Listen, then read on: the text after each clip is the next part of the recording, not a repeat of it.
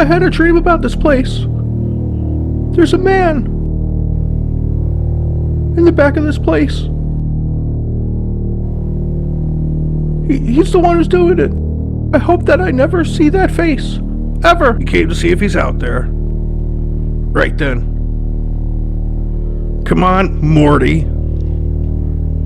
Oh, jeez.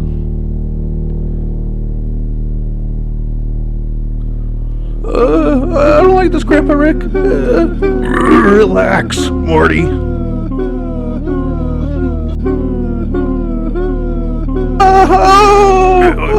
up, Morty. It's okay.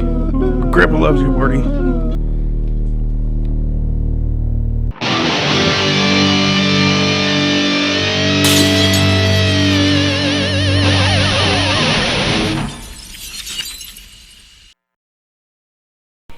Homage. It's not entirely uncommon for inspirations from one creative work to end up in another's creative project. We see this all the time, actually.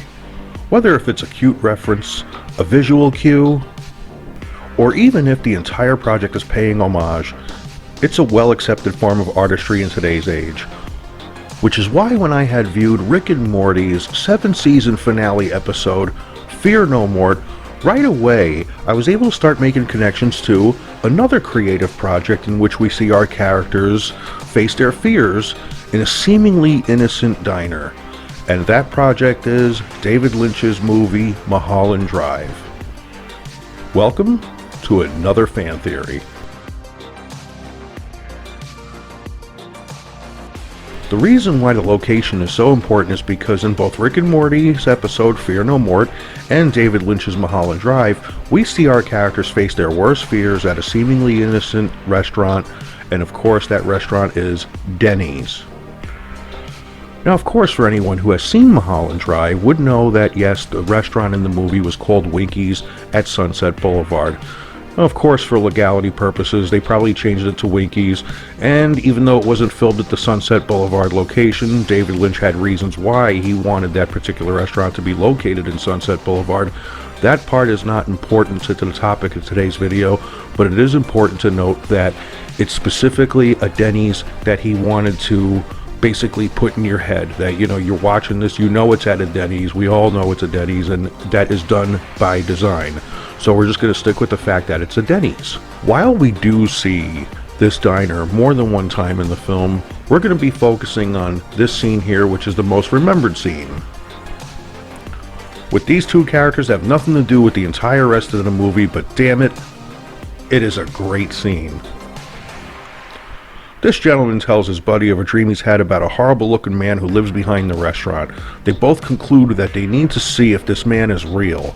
The two investigate, and sure enough, this man, who was actually played by a woman who also portrayed the nun in the Conjuring movies, just a little tidbit for you there, and this man seemingly dies on the spot by literally being scared to death.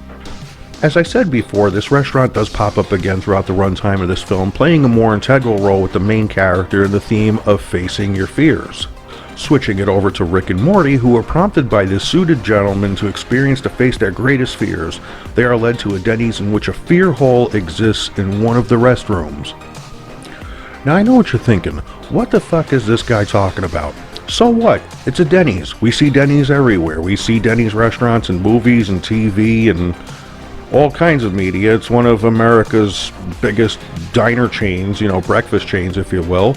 And yes, you are correct about that, but for anybody who's watched Rick and Morty, and if you pay attention, it's always been established that Shoney's was the go-to restaurant for Rick and Morty and not necessarily Denny's. So why the change now? Now I did not know this, but Shoney's is actually a real-life restaurant. Yes, I live on the East Coast, so I don't know if they're more prominent on the West or in the South, but none here. I actually thought it was just an alias, like the Winkies in Mulholland Drive, and for legality purposes, it was Shoney's, because, you know, Shoney's does look a lot like a Denny's, at least in Rick and Morty it does. That was the impression it gave me. But the reason why this is so important in this particular Rick and Morty episode is because it's that it has always been established that Shoney's is the go-to place if they are going to be going to a restaurant of some kind, but this time it was Denny's, by design, specifically a Denny's. Why? And why would Denny's be the location of the ultimate fear? If you happen to subscribe to my channel, it's no secret that two of my most favorite television shows are Community, another one of Dan Harmon's creations, and Twin Peaks, which came from the mind of David Lynch.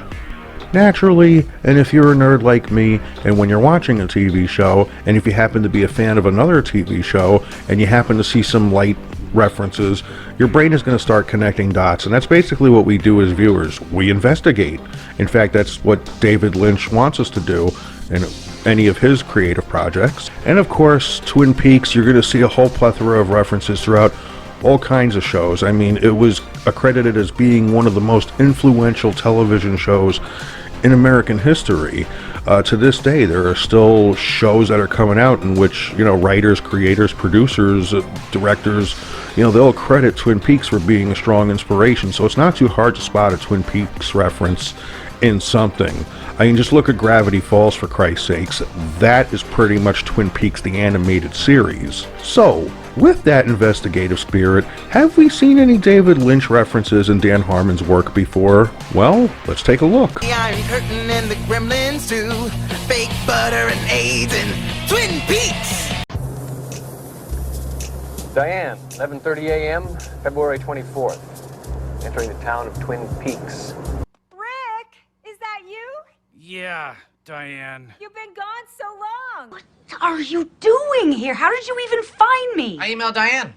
She knows way too much about your schedule, by the way. Instead of 2 heist movies I slept through, Randotron's algorithm is derived from the plots of 3 David Lynch movies I pretended to like to make my friends shut up. Now, while there are more direct references, like name dropping, and others that are just so vague that, yeah, is this me reaching, or are these just a stretch, are they even references? But to me, that would be an homage in itself to David Lynch's work, because I would like to think that Dan Harmon's smart enough where if he were to make a reference to David Lynch, it would be a vague reference, because David Lynch himself in his work, it's always vague. It's always bold scenes with no explanation. It's kind of what the fucking guy is known for. Why will elaborate on that? No, I won't. No. One of the biggest and most notable takeaways about Mulholland Drive is that most of the movie takes place in a dream. And that's all that really needs to be said about that. Putting the focus back on Rick and Morty, this is exactly what we get when Morty enters the fear hole. Even characters we think are going through this experience with Morty and us as viewers turn out to be in the mind of just the integral character himself, and in this case, it's Morty. Just like Diane in Mulholland Drive. While Diane's dream in Mulholland Drive is a singular story that leads to a tragic end in her reality, in the case of Morty here, and this is the exact opposite of Mulholland Drive, because after all, I didn't see Naomi Watts' picture hanging up on the wall in the fear hole, but it's the journey and the themes that are the same. Fear of being alone, fear of not getting acknowledgement, fear of a young blonde thing taking away the one person you adore most in this world, the fear of being abandoned. While Diane goes to her idyllic happy place in her dream, it is her nightmare that began at a seemingly innocent Denny's. While Morty discovered, conquered, and was able to leave behind his nightmares in what is a seemingly innocent Denny's. Are my theories correct? Maybe. Maybe not. If there is one thing you are going to take away from this video, it's that if you are going to be looking for trouble, then stay the fuck away from Denny's.